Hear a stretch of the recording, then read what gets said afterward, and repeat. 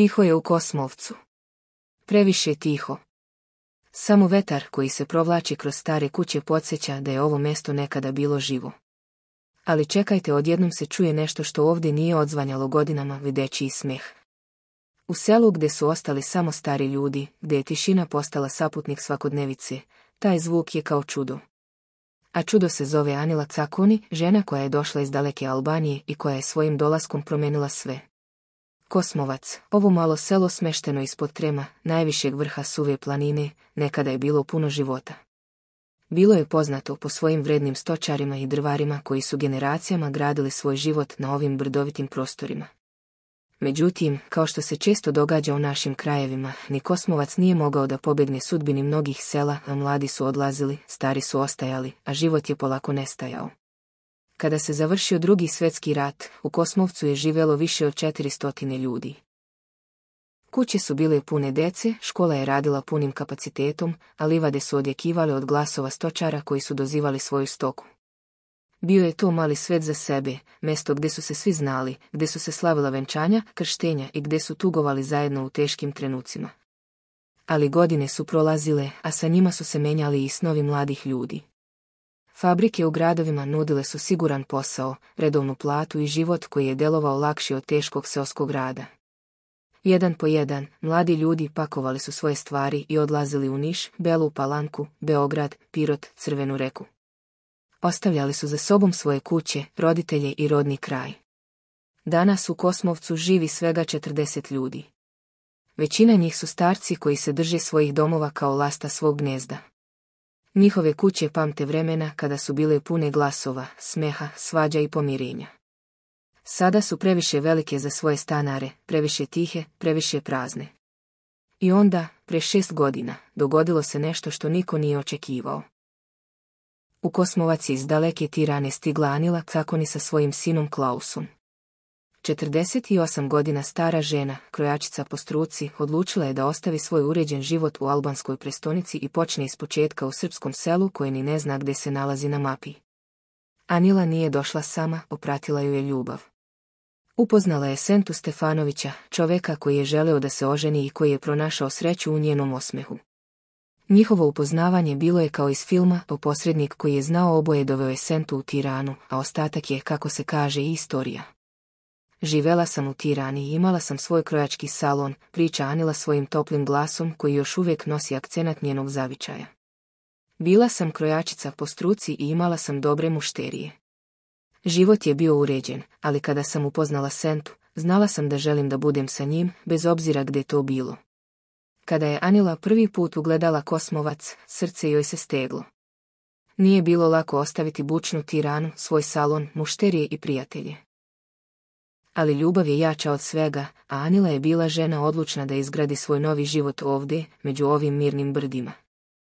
Prvi dani bili su najteži. Anila nije znala ni jednu reč srpskog jezika.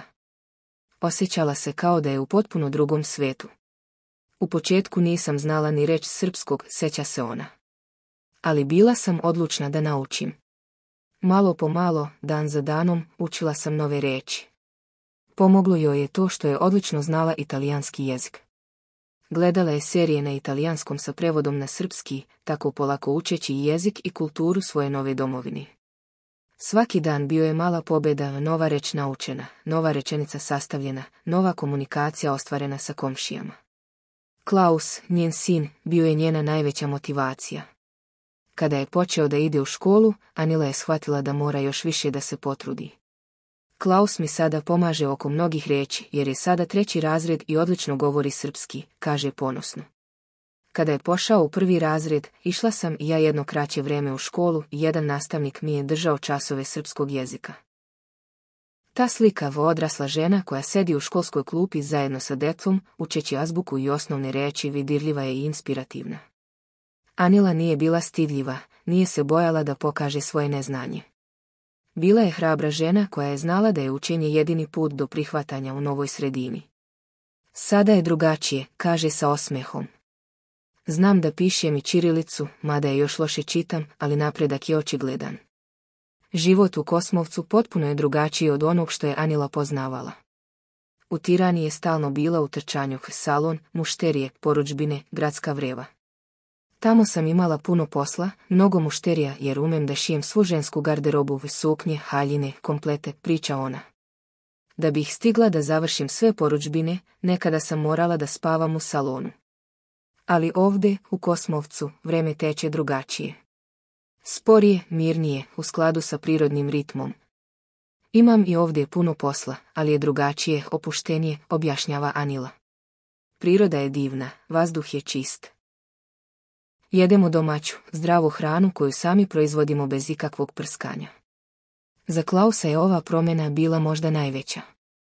Dete koje je odraslo u bučnoj Tirani odjednom se našlo u selu gdje može da trči po livadama, da se igra sa životinjama, da diše čist vazduh. Klausu je ovdje lepo, kaže Anila gledajući kroz prozor gdje se njen sin igra sa psom. Po ceo dan je u prirodi i na čistom vazduhu. Obožava to što ovdje ima svog psa i konja, naučio je već da ga jaše. Klaus je sada jedino dete u Kosmovcu. Jedino. Ova činjenica je istovremeno i tužna i posebna. Tužna jer govori o tome koliko je selo opustelo, a posebna jer čini Klausa jedinstvenim, dragocjenim kao biser u školjci. Ima vrlo često dece u selu jer dolaze sa roditeljima koji obilaze svoje kuće i imanja, pa se igra sa njima, kaže Anila. Ti retki trenuci kada se u selu pojavi još koje dete pravi su praznik za Klausa.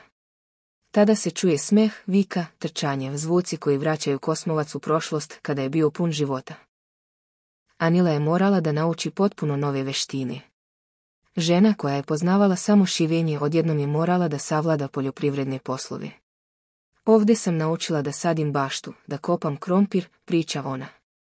U Albaniji je moja baka imala malo paradajza i paprika, ali to je bilo po 10 strukova, a ovdje imamo veliku baštu. Velika bašta znači veliki posao. Svaki dan nosi svoje obaveze, zalivanje, plijevljenje, berba. Ali Anila to radi sa zadovoljstvom jer zna da tako obezbeđuje zdravu hranu za svoju porodicu. Čuvamo krave, a ranije smo čuvali i ovce, ali morali smo da ih prodamo kada je pre 2 godine moj svekar doživeo moždani udar, objašnjava ona. Ta odluka nije bila laka.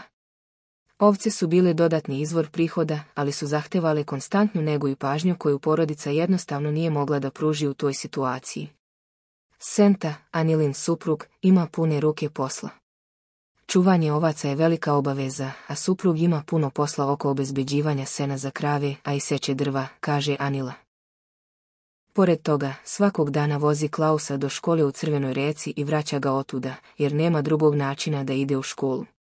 Crvena reka je 14 km daleko od Kosmovca. 14 km vijugavog puta kroz brda, koji tokom zime može biti opasan, a tokom kišnih dana težak za prolazak. Svaki dan, bez obzira na vrijeme, Senta seda u automobil i vozi svog pastorka u školu. 2 puta dnevno, 28 km. To je ljubav na delu. Ovih dana sam položila testove za polaganje vozačkog ispita i nadam se da ću uskoro položiti vožnju tako da ću preuzeti obavezu da vozim sina u školu, kaže Anila sa nadom u glasu. Ta nova veština omogućit će joj da podeli teret sa suprugom i da Klaus ne zavisi samo od jedne osobe za dolazak u školu. Uprkos tome što je daleko od svoje porodice, Anila održava veze sa domom. Preko interneta sam u stalnom kontaktu sa roditeljima, bratom i sestrom koji žive u Tirani, a preko leta obavezno idem tamo da ih obiđem, kaže ona. Ti letnji posjeti važni su i za nju i za Klausa, jer dete treba da poznaje svoju širu porodicu, svoj drugi dom, svoju prvu kulturu. Temeljko Stefanović, rođak Sente Stefanovića, ima 62 godine i pamti Kosmovac kakav je bio u njegovo doba. Klaus je sada jedino dete u selu, a nekada je u selu bilo 100 đaka, priča on sa nostalgijom u glasu. Do 4. razreda išli su ovdje u školu, a od 4. do 8. u Crvenu reku. Ta statistika govori sve, od 100 dece na samo jedno. To je dramatičan pad koji ilustruje sudbinu ne samo Kosmovca, već i mnogih sela širom Srbije. Čak je škola ovdje imala i svoju menzu, nastavlja Temeljko. Nije bilo porodice koja nije imala pune obore stoke. Domaćinstva su čuvala na 100 ovaca i na 10 krava, jer je ovo područje suve planine Bogom dano za stočarstvo. Priroda je ovdje zaista blagoslovila zemlju. Na području Kosmovca postoji čak 60 izvora koji ne presušuju ni tokom leta kada su najveće suše, tako da i za ljude i za stoku ima dovoljno vode, objašnjava Stefanović. To prirodno bogatstvo čini ovaj kraj idealnim za život, što čini još tužnijom činjenicu da je tako malo ljudi ostalo da to iskoristi. Temeljko ima svoje mišljenje o tome zašto su sela opustela. Kosmovac, ali i mnoga druga planinska sela u Srbiji ne bi opustela da je država na vreme, dok je u selima još bilo puno ljudi, uvela poljoprivredne penzije, kaže on, ljudi su se zbog toga selili u gradove, jer su se plašili da će, kada ostare, biti bez ikakvih primanja. Ta ekonomska nesigurnost bila je pokretačka sila velikog iseljavanja. Zapošljavali su se u fabrikama u gradovima i tamo gradili kuće i formirali porodice. Mladi ljudi su navikli da tamo žive i sada se teško odlučuju da se vrate u sela, objašnjava Stefanović. Ali nije sve izgubljeno.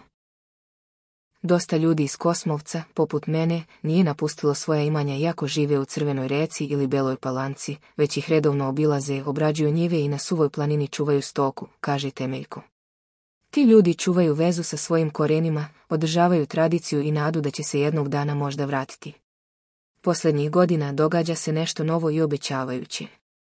Kosmovac su otkrili planinari i ljubitelji prirode, tako da se u selu sve više gradi vikendica i sve je više onih koji žele da uživaju u netaknutoj prirodi tog kraja, priča Stefanović sa optimizmom. Možda je to početak novog poglavlja za Kosmovac. Možda će ti novi stanovnici, makar i povremeni, doneti novi život u selo. Možda će neko od njih odlučiti da se nastani trajno, kao što je to učinila Anila. Za Anilu i njenu porodicu, Kosmovac je postao pravi dom.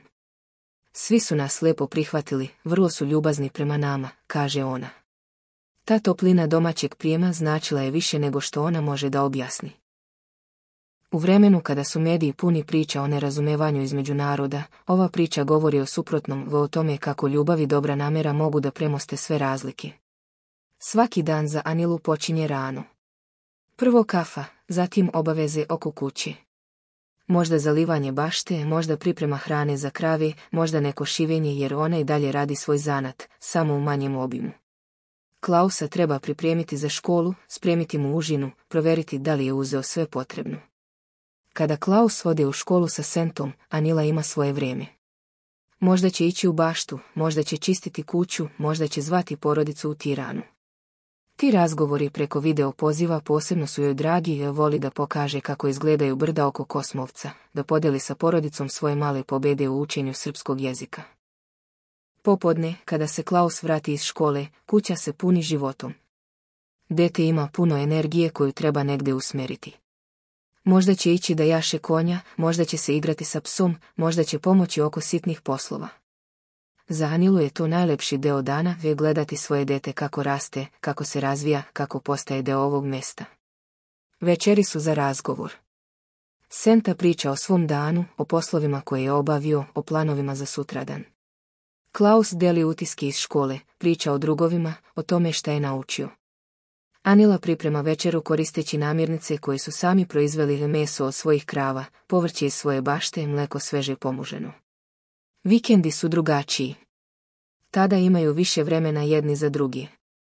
Možda će otići do Trema ako je vreme lepo, možda će obići rodbinu u susjednim selima, možda će jednostavno uživati u miru svog doma.